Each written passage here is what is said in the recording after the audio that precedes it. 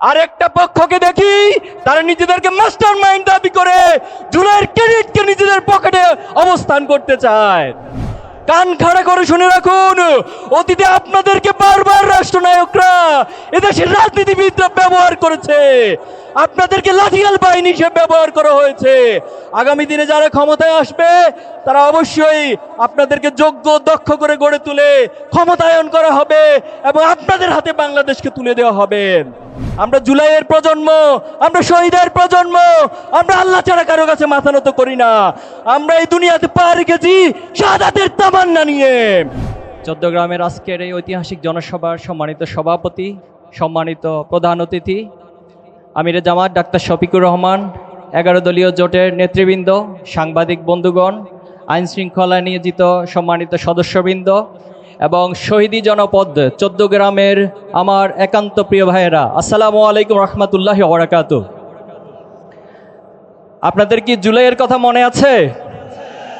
আমার প্রিয় জুলাইয়ের সহযোদ্ধা সাথী ভাইয়েরা, জুলাই ছিল এমন একটি জাগরণ যার মধ্য দিয়ে ফ্যাসিবাদী যে কাঠামো এখানে দাঁড়িয়েছিল, হাসিনার 15 বছরের যে দুঃশাসন ছিল, আধিপত্যবাদের যে দাদাগিরি বাংলাদেশে প্রতিস্থাপিত হয়েছিল, সকল সমীকরণকে বেগে চুরমার করে দিয়েছিল আমাদের জুলাই। জুলাইয়ের সেই দিনগুলো আজও আমাদের মনে পড়ে। রক্তাক্ত সারা দেশ থেকে প্রতিটি ক্ষণে ক্ষণে শাহাদাতের সংবাদ, আহত হওয়ার সংবাদ, নির্যাতনের সংবাদ, গ্রেপ্তারের সংবাদ। আজকে জুলাই পরবর্তী যে বাংলাদেশ, সেই বাংলাদেশে আমরা কয়েকটি পক্ষ দেখি। এক নাম্বার পক্ষ দেখি যারা এই জুলাইয়ের স্পিডকে স্বীকার করতে চায় না, কিন্তু জুলাইয়ের যে ফল সেটা তারা দারুণভাবে ভোগ করতে চায়। আর একটা পক্ষকে দেখি তারা কোনো ক্রেডিটের দাবি না করে বরং জুলাইকেই নিজেদের, জুলাইয়ের স্পিডকে ধারণ করে এই বাংলাদেশকে, শহীদদেরকে ধারণ করে, শহীদের তামান্নাকে ধারণ করে বাংলাদেশ গড়ে তুলতে চায়।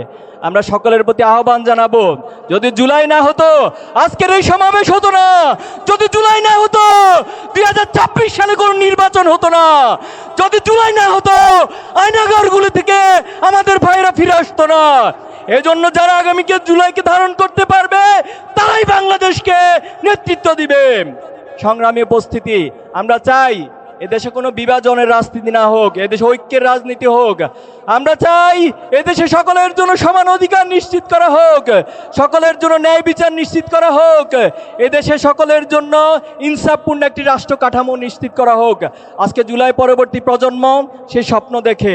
আমরা সবার প্রতি উদাত্ত আহ্বান জানাবো, সকল ভেদাভেদ ভুলে গিয়ে ঐক্যের বাংলাদেশ গড়ে তুলুন। আমরা বলতে চাই তরুণ ভাইদের উদ্দেশ্যে, তরুণ ভাইরা আছেন এখানে, আমরা হাদি ভাইয়ের কথা মনে আছে? হাদি ভাইয়ের শাহাদাত হয়েছে আজকে 40 দিনের বেশি অতিবাহিত হয়েছে, কিন্তু এখনো গ্রেপ্তার করা হয় নাই। মাননীয় প্রধান উপদেষ্টা, আপনাকে শহীদদের রক্তের উপরে ক্ষমতায় বসানো হয়েছে। আপনি জানা যায় আবেগ আপ্লুত বক্তব্য দিয়েছেন, সেটা আমরা মেনে নিচ্ছি, কিন্তু আপনি জানা যায় একবারও হাদি ভাইয়ের খুনিদের গ্রেপ্তারের কথা বলেন নাই। আমরা দাবি করব, বাংলাদেশে 18 কোটি মানুষের দাবি, হাদি ভাইয়েরকে গ্রেপ্তার করতে হবে। বাংলাদেশে আর কোনো রাজনীতি চলবে না। সর্বশেষ বলতে চাই, আমাদেরকে অনেকে ভয় দেখানোর চেষ্টা করে, আমাদের নারী বোনদের উপর হামলা করার চেষ্টা করা হচ্ছে, তাদেরকে হেনস্থা করা হচ্ছে, নারীদের উপর নিপীড়ন করা হচ্ছে। তাদের উদ্দেশ্যে বলবো, আমরা শাহাদাতের তামান্না নিয়ে আগামী দিনে এগিয়ে যাব। আমরা এই পৃথিবীকে আমরা এই পৃথিবীকে সমৃদ্ধ বাংলাদেশ হিসেবে গড়ে তুলবো ইনশাআল্লাহ। এই চট্টগ্রাম নয়, শুধুমাত্র এই বাংলাদেশ সহ এই দুনিয়ার প্রতি ইঞ্চি মাটি থেকে আমরা জুলুম এবং নির্যাতনে মূলচ্ছেদ করে ইনসাফ কায়েম করবো ইনশাআল্লাহ। আল্লাহ আমাদের সহায় হোক। আগামী দিনে বিজয়ের মিছিলে দেখা হবে ইনশাআল্লাহ। নাসরুম মিনাল্লাহি ওয়া ফাতহুন কারীব ওয়া বাশশিরিল মুমিনিন। আজকের প্রেসিডেন্ট হয়েছে, মালয়েশিয়ার প্রেসিডেন্ট হয়েছে, আমরা এটা আশা করতেই পারি আমাদের আব্দুল্লাহ মোহাম্মদ তাহের ভাই আগামীর বাংলাদেশের প্রেসিডেন্ট হবেন ইনশাআল্লাহ। চট্টগ্রামকে যত গৌরব এনে দেয়া যায় আব্দুল্লাহ মোহাম্মদ তাহের ভাই এনে দিয়েছেন। আশা করি এই গৌরব থেকেও আমরা বঞ্চিত হব না। চট্টগ্রামে এনসিপি আগামীর রাজনীতিতে একটি বড় নাম হয়ে উঠবে ইনশাআল্লাহ। এবং আপনারা আমার জন্য দোয়া করবেন, জাতীয় নাগরিক পার্টি এনসিপির জন্য দোয়া করবেন এবং গণভোটে হা দিবেন। আপনারা যারা শুনছেন, বিএনপির যারা আজকে প্রোগ্রামে আসেন নাই, ফেসবুকে লাইভ দেখছেন, আশেপাশে বাসা থেকে তাকিয়ে আছেন, যদি ধানের শীষে ভোটটাও দেন, গণভোটে হ্যাঁ দিতে হবে। গণভোটে কি দিতে হবে? গণভোটে কি ভোট কাকে দিতে হবে? মার্কা আছে? কোন সে মার্কা? আরো জোরে। 14 গ্রামে সংসদে এবার যাবে তাহের ভাইয়ের, মাহফুজ ভাইয়ের, বেলাল ভাইয়ের, নাহিদ ভাইয়ের। ধন্যবাদ আপনাদের সবাইকে। আসুন আমরা শাপলা গোলে স্লোগান তুলি। এনসিপির কোন মার্কা আছে? কোন সে মার্কা? আরো জোরে। নাহিদ ভাইয়ের, হাসাদ ভাইয়ের, সাজিদ ভাইয়ের, নাসির ভাইয়ের। ধন্যবাদ সবাইকে। সবাইকে সংগ্রামী শুভেচ্ছা জানিয়ে আমি আমার বক্তব্য শেষ করছি। ইনকিলাব জিন্দাবাদ। ধন্যবাদ। সংগ্রামী 14 গ্রামবাসী, ট্যালেন্ট পুলে বৃত্তি পাওয়া একজন মেধাবী ছাত্র, এসএসসিতে বোর্ড স্ট্যান্ড করা একজন মেধাবী ছাত্র, বাংলাদেশের সবচেয়ে মেধাবী ছাত্ররা ঢাকা মেডিকেলে পড়ার সুযোগ পায়। Doctor Syed Abdullah Mohammad Taher Dhaka medical college থেকে এমবিবিএস পাশ করা একজন ডাক্তার। এটা হচ্ছে তার একাডেমিক ক্যারিয়ার। এই ক্যারিয়ারের সাথে 14 গ্রামে যারা অন্য প্রার্থী রয়েছে, এই ক্যারিয়ারের সাথে আর কারো মিল হবে না, ঠিক কিনা? সংগ্রামী জনতা, ঢাকা মেডিকেল কলেজে পড়াকালীন সময়ে ঢাকা মেডিকেল কলেজের মেধাবী ছাত্র ছাত্রীদের ভোটে তিনি নির্বাচিত জিএস ছিলেন। তিনি দক্ষিণ পূর্ব এশিয়ার বৃহত্তর ইসলামী ছাত্র সংগঠন বাংলাদেশ ইসলামী ছাত্র শিবিরের দুইবারের কেন্দ্রীয় সভাপতি ছিলেন। এরকম কোন ক্যারিয়ার ছাত্র রাজনীতিতে 14 গ্রামে যারা ইলেকশন করছে তাদের কি খুঁজে পাওয়া যাবে? সংগ্রামী জনতা, তিনি ইপসুর মহাসচিব ছিলেন, ওয়ামির দক্ষিণ এশিয়ার ডিরেক্টর ছিলেন। এই দুটি পদে দায়িত্ব পালন করা ছাড়াও আন্তর্জাতিক অঙ্গনে বিভিন্ন মহলে দায়িত্ব পালন করার কারণে সারা পৃথিবীর প্রায় সকল দেশে তার যাওয়া, ঘোরা, দেখা, অভিজ্ঞতা নেওয়ার সুযোগ হয়েছে।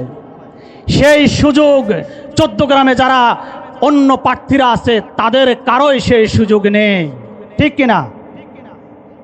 সুতরাং জাতীয় রাজনীতিতে যদি আমরা দেখি, তিনি যে জাতীয় রাজনীতির ভূমিকা রাখছেন, তিনি যে ঐক্যমত্য কমিশনে দেশ সংস্কারের জন্য ভূমিকা রেখেছেন, তিনি 14 গ্রামকে স্বতন্ত্র আসন করার জন্য যে ভূমিকা রেখেছেন, তিনি 14 গ্রামের ডেভেলপমেন্টের জন্য যে ভূমিকা রেখেছেন,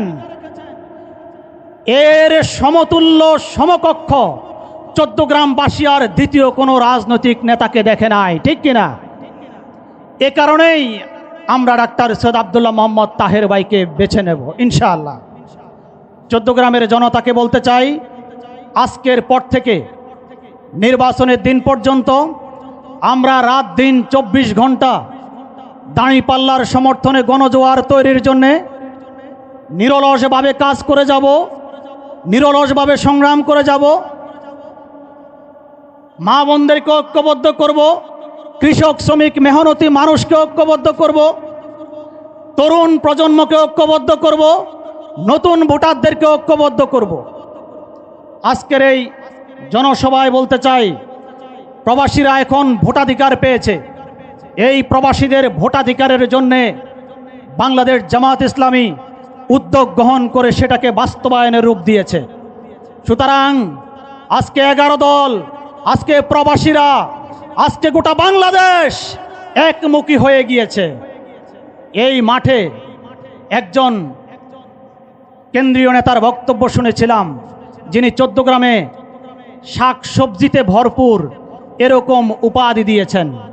এটা মিথ্যা কথা, এটা সত্য নয়।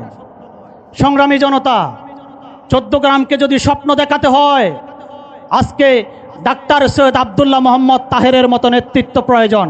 সুতরাং আসুন, দল মত নির্বিশেষে, ধর্ম বর্ণ নির্বিশেষে আমরা দাঁড়িপাল্লার সমর্থনে গোটা 14 গ্রামবাসীকে ঐক্যবদ্ধ করার প্রচেষ্টা চালাই। আল্লাহ হাফেজ। বাংলাদেশ জিন্দাবাদ। দাঁড়ি পাল্লা মার্কা জিন্দাবাদ।